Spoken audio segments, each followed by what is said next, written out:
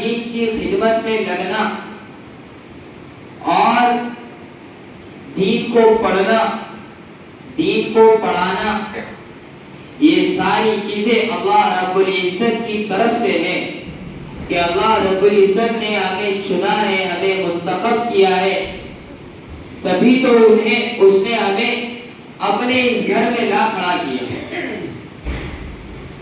اللہ کے نبی علیہ الصلوۃ والسلام کا فرمان ہے من یرید اللہ بہ خیرا یفقہہ فی الدین، کہ اللہ رب العزت جس کے ساتھ بھلائی اور خیر کا معاملہ فرماتے ہیں اس کو دین کی سوجھ بوجھ عطا فرماتے ہیں۔ محدثین کرام اس حدیث کی تشریح کرتے ہوئے کہتے ہیں کہ اس حدیث کے اندر علم دین سیکھنا سکھانا دونوں موجود ہیں۔ قرآن کریم پڑھنا پڑھانا ان ساری چیزوں کی فضیلت اس حدیث میں موجود ہے۔ اسی طریقے پر ہم یہاں پر قرآن کریم پڑھ رہے ہیں اور پڑھا رہے ہیں، سیکھ رہے ہیں اور سکھا رہے ہیں۔ اس سلسلے میں قرآن کریم کے اندر ایک آیت ہے، 14ویں پارے کے اندر وہ آیت موجود ہے، اِنَّا نَحْنُ نَزَّلْنَا الذِّكْرَ وَإِنَّا لَهُ لَحَافِظُونَ۔ ذکر سے مراد قرآن کریم ہے۔ اللہ رب العزت فرماتے ہیں کہ اس ذکر کو یعنی قرآن کریم کو ہم نے نازل فرمایا ہے، وَإِنَّا لَهُ لَحَافِظُونَ، اور ہم ہی اس کی حفاظت کرنے والے ہیں۔ تفسیر کے مطابق اس آیت کریمہ کے اندر اِنَّا ایک لفظ ہے، اور اسی طریقے پر لحافظون کے اندر جو لام ہے، یہ دونوں لفظ تاکید کے لیے استعمال کیے گئے، یعنی قرآن کریم کو اگر کوئی مٹانا چاہے، کوئی اس کو ہٹانا چاہے، کوئی اس کی باتوں کو ختم کرنا چاہے تو ختم نہیں کر سکتا، اس لیے کہ اللہ رب العزت نے اس کی حفاظت کا ذمہ لے رکھا ہے۔ اس آیت سے میں آپ حضرات کو استدلال کر کے یہ بات بتلانا چاہتا ہوں کہ قرآن کریم کی حفاظت کس طریقے پر ہو رہی ہے۔ اللہ نے آیت میں جو فرمایا ہے وہ اس فرمان کا مصداق کیا ہے؟ اس فرمان کا مصداق یہ مدارس ہے، یہ طلبہ ہے اور یہ اساتذہ کرام ہے۔ جو طلبہ یہاں پر نورانی قاعدہ پڑھ رہے ہیں، الف اور با پڑھ رہے ہیں، اور جو اساتذہ ان کو الف اور با پڑھا رہے ہیں، جو اساتذہ ان کو قرآن کریم کی ایک ایک آیت پڑھا رہے ہیں، انہیں پڑھنا سکھا رہے ہیں، انہیں مخارج سکھا رہے ہیں، انہیں گنہ عمل قواعد سکھا رہے ہیں، اسی طریقے پر ان طلبہ کو ایک ایک آیت یاد کروا کر انہیں حافظ بنا رہے ہیں، وہ سارے کے سارے قرآن کریم کی حفاظت کی ذمہ داری میں لگے ہوئے ہیں۔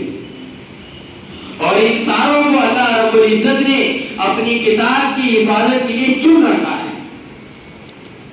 جب تک اللہ رب العزت کی طرف سے انتخاب نہ ہو تب تک کوئی آدمی اللہ رب العزت کی دین کی حفاظت نہیں کر سکتا۔ اس لیے کہ ہم اگر اپنا ایک گھر بنائیں اور ہم چاہیں کہ اس گھر کی حفاظت ہو تو ہم اس گھر کی حفاظت کے لیے اسی آدمی کو رکھیں گے جس پر ہم کو بھروسہ ہو،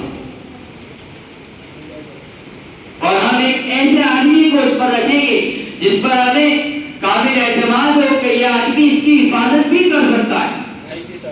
تو اسی لیے تو اللہ رب العزت نے ہمیں منتخب فرمایا ہے، اور اللہ رب العزت کو معلوم ہے کہ میرے یہ چنندہ بندے جو اس قرآن کریم کی حفاظت کر رہے ہیں اور کرتے رہیں گے اور کل قیامت تک انشاءاللہ ہم کریں گے۔ تو یہ اللہ رب العزت کی طرف سے انتخاب ہے، اور ہم کئی دنوں سے اس کے اندر لگے ہوئے ہیں۔ حدیث میں ہے ایک دینی مسئلے کا سیکھنا اور سکھانا 60 سال کی نفل عبادت سے افضل ہے۔ ایک آدمی 60 سال تک عبادتیں کرے، اللہ تبارک و تعالی کے سامنے گریہ گزاری کرے، اس کی 60 سال کی عبادت ایک پڑھنے میں رکھ دو، اور ایک عالم دین ایک مسئلے کو تلاش کرے اور ایک مسئلہ حل کرے، تو اس مسئلے کا جو ثواب اللہ رب العزت دے گے اور اس مسئلے کی جو فضیلت اللہ رب العزت کی نظروں میں ہے وہ اس عابد کی 60 سال کی عبادتوں سے افضل ہے۔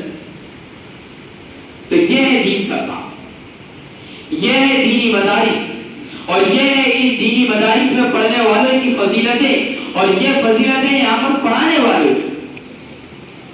تو اب ہم چونکہ رات دن دین کی خدمت میں لگے ہوئے ہیں، تو اب ہمارا یہ کام ہے، ہماری یہ ذمہ داری بنتی ہے کہ ہم یہاں سے گھر جا رہے ہیں اور اپنے اس مدرسے کو چھوڑ کر چند دنوں کے لیے جا رہے ہیں، اور پھر واپس ہم اپنی اس مادر علمی میں آئیں گے، تو کیوں نہ ہمارا جانا اور آنا سیرت اور سنت کے مطابق ہو، کیوں ہمارا اٹھنا بیٹھنا، ہمارا گھر پر رہنا، وہ سارا کچھ اس طریقے پر ہو جس طریقے پر ہم مدرسے میں گزارتے ہیں۔ یعنی ہماری گھریلو زندگی بھی گناہوں سے پاک ہو، ہمیں ایسی زندگی گزارنا ہے۔ تو ہم یہاں سے جب سفر کے لیے نکلیں گے، سفر کے لیے روانہ ہوں گے، تو یہ بات یاد رکھیے کہ کم از کم 3 ساتھی ہو سفر، کم از کم اکیلے سفر نہ کریں۔ اللہ کے نبی علیہ السلام کی ہدایت کے مطابق اکیلے سفر نہ کریں، کم از کم 3 آدمی ہو، اور خاص کر وہ لوگ جن کے سفر دور دراز کے علاقوں کے ہیں، وہ کم از کم 3 لوگ ساتھ میں ہو، اور جانے سے پہلے مشورہ کریں کہ ہمیں کس طریقے پر اپنا سفر طے کرنا ہے، اور ہم جائیں گے کس سمت سے، کون سے راستے کا ہمیں انتخاب کرنا ہے۔ اسی طریقے پر ان 3 لوگوں کے اندر ایک کو امیر بنایا جائے، جو سفر کا ذمہ دار ہو، سفر کا امیر ہو، اور راستے سے جاتے ہوئے خدا نہ خواستہ جس طریقے پر ابھی حالات ناسازگار چل رہے ہیں، اگر کوئی حادثہ ایسا موقع پر پیش آ جائے تو ہمیں کیا کرنا چاہیے؟ کیا ہمیں مڑ بھیڑ کرنی چاہیے؟ کیا ہمیں لڑنا جھگڑنا کرنا چاہیے، یا ہمیں درگزر سے کام لینا چاہیے؟ تو ہم قرآنی ہدایات کو اگر دیکھتے ہیں تو اللہ رب العزت فرماتے ہیں کہ درگزر سے کام لو، فَاعْفُوا وَاصْفَحُوا، معاف کرو اور درگزر سے کام لو۔ اگر کسی نے آپ کو کچھ کہہ دیا ہے، کچھ برا بھلا کہہ دیا، اگر کسی کا ٹرین کا سفر ہے، ٹرین میں ہوتا ہے بہت سے مسافرین ہوتے ہیں، اور ہم اور مسافرین کے ساتھ جھگڑے کہ ہمیں جگہ ہونا، آپ سیٹ خالی کرو، اور ہم تو اکرے ہیں، ان کو طاقت بتانا، ان کے سامنے جوش بتانا، یہ ہمارا طریقہ کار نہیں ہے۔ اسلام ہمیں یہ نہیں سکھاتا، ہمیں اسلام تو اعلیٰ اخلاق کی تعلیم دیتا ہے۔ ہمیں تو یہ چاہیے کہ اپنی سیٹ خالی کر دیں، اور اپنے مسلمان بھائی ہو یا غیر مسلم ہو یا جو بھی ہو، ہم سے عمر میں بڑے ہو، مستورات ہو، انہیں جگہ دے دیں۔ اور آپ نوجوان ہیں، آپ کھڑے ہو جائیں، آپ ایک طرف ہو جائیں۔